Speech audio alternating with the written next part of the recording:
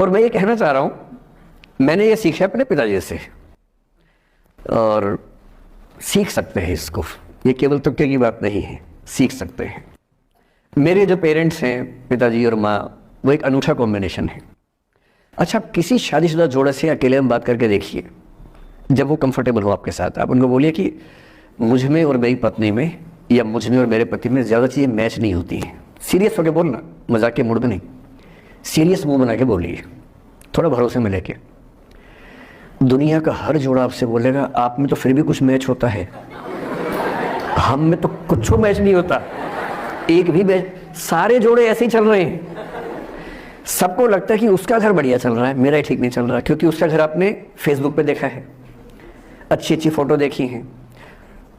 24 घंटे में से जो 2 अच्छे मिनट आए थे, उसमें ली गई 25 फोटो में से बेस्ट फोटो फेसबुक पे आई थी।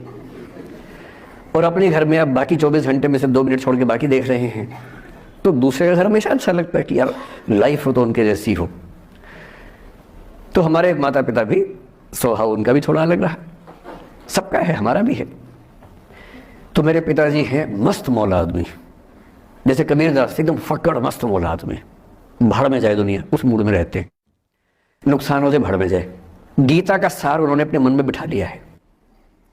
उनका बड़े से बड़ा नुकसान हो जाता है तो क्या बोलते हैं, हमारा क्या था, जो लाए थे, जो लिया यहीं से लिया, जो दिया यहीं दिया, साथ लेके क्या जाना है, बात खत्म। कोई टेंशन ही नहीं उनको।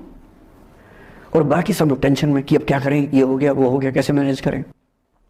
मेरी माँ को तनाव हो जाता था, तो जब पिताजी ऐसे हो तो माँ को तनाव होगा, सीधी सी बात है। अगर माँ वैसी होती पिताजी तनाव में रहते हैं, तो सामान्य बात है।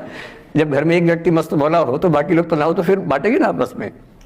तो बड़ा तनाव में रहती थी। उनको घर की चिंता, बच्चों की चिंता बहुत सताती थी। पिताजी भी चिंतित थे बच्चों को लेकर, जैसे कोई पिता होता है, पर उनकी नेचर थी कि ठीक है देख लेंगे जो होगा, अरे देख लेंगे, अरे भाड़ में जाओ, उस मूड में रहते हैं, आज भी रहते हैं। मेरी माँ 73 की उम्र से कुछ महीने पहले चल बसी, उनका जीवन समाप्त हुआ। मतलब मुझे नहीं पता कि जीवन क्यों समाप्त होता है, क्योंकि बड़े बूढ़े कहते हैं कि हर व्यक्ति की सांस का इतिहास है, सांसें लिखी हुई है, ईश्वर ने उतनी सांसें मिलेगी।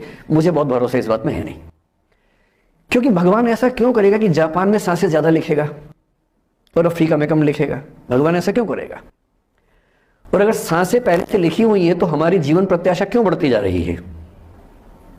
अगर सांसें पहले से फिक्स हैं तो आजादी के समय से लेकर आज के 70 साल में जीवन प्रत्याशा लगभग 2.5-3 गुना बढ़ गई। और हम ये भी कहते हैं कि लोग खराब हैं। अगर लोग बुरे हैं तो जीवन छोटा होना चाहिए कर्मों के हिसाब से। लोग खराब हैं